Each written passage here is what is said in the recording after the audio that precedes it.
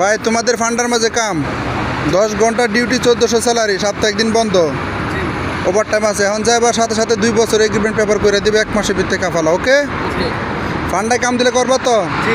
যদি এমনি আয় আমি যাইবার না, ফান্ডায় কাম না দিলে আয় পড়বা, এই বেতন না ফেলে আয় পড়বা, ঠিক আছে? এমনি তোমরা আয় ফেলে আমার যাইবার না, ঠিক আছে? সব আমরা সব।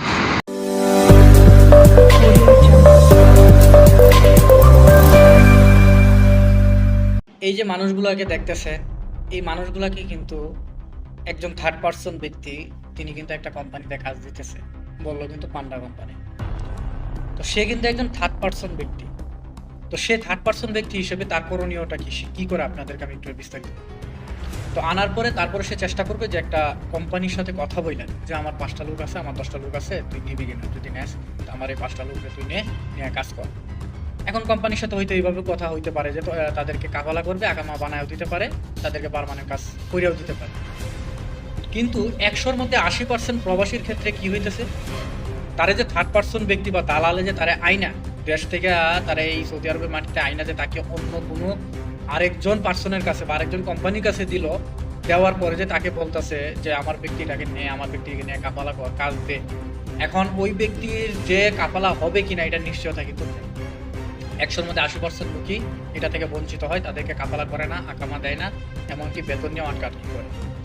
তো লাস্টে কি করে, ধরেন আপনার যে কোম্পানিতে দেওয়ার পরে কোম্পানি ঝামেলা করলো, বেতন দিতেছে না, আকামা দেয়, তখন তারা এখান থেকে বের করে আনলো ওই থার্ড পার্সন ব্যক্তি। আনার পরে আবার কি করলো, আরেক জায়গায় দিল, ওই জায়গাতেও একই সমস্যা। তো এইভাবে 2-3 জায়গায় আপনাকে দেওয়ার পরে ওই থার্ড পার্সন ব্যক্তি ওই দালালে হাল ছেড়ে দিব, দেওয়ার পরে আপনাকে আর খোঁজ করে দিবে, আপনাকে এভাবে ছেড়ে দেবে। তো আবার এখানে আরেকটা বিষয় হইতেছে, সেটা হইতেছে থার্ড পার্সন ব্যক্তি বা দালালে একটা লোককে আনছে, আনার পরে ধরেন তারা আনার পরে তারা ছেড়ে দিচ্ছে, তার কাজ আকামা কোনো কিছু দায়িত্ব নিল না, তারা আইনা শুধুমাত্র রাখছে, ছেড়ে দিচ্ছে, শেষ।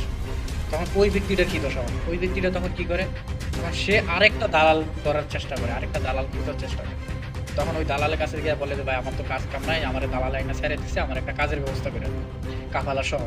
তখন ওই দালালে আবার কি করে, ঠিক আছে তোর আমি কাজ দিতে পারবো, তুই আমার 1000 রিয়াল বা 1500-2000 রিয়াল দিতে হবে। তখন দেশের থেকে কিন্তু আরো সে টাকা আনাইতেছে, 30-40-50 হাজার টাকা আনায়, ওই দালালে খাওয়ায়, আবার কাজে করতেছে। আমাদের পরিস্থিতি, আমাদের বর্তমান প্রবাসীদের পরিস্থিতি হচ্ছে এরকম, আমরা এই অবস্থার মধ্যে আছি। তো এই জন্যই আমাদের এই গভর্নমেন্ট সিস্টেমকে বদলাইতে হবে এবং ওই দালাল চক্র, এজেন্সি চক্রগুলোকে ধরে এক একটাকে ধরে তাদেরকে শাস্তির আওতায় আনতে হবে এবং সঠিকভাবে কাজ করাইতে হবে। যদি হয় তাহলে আমরা প্রবাসীরা সঠিক ন্যায্য অধিকার পাবো।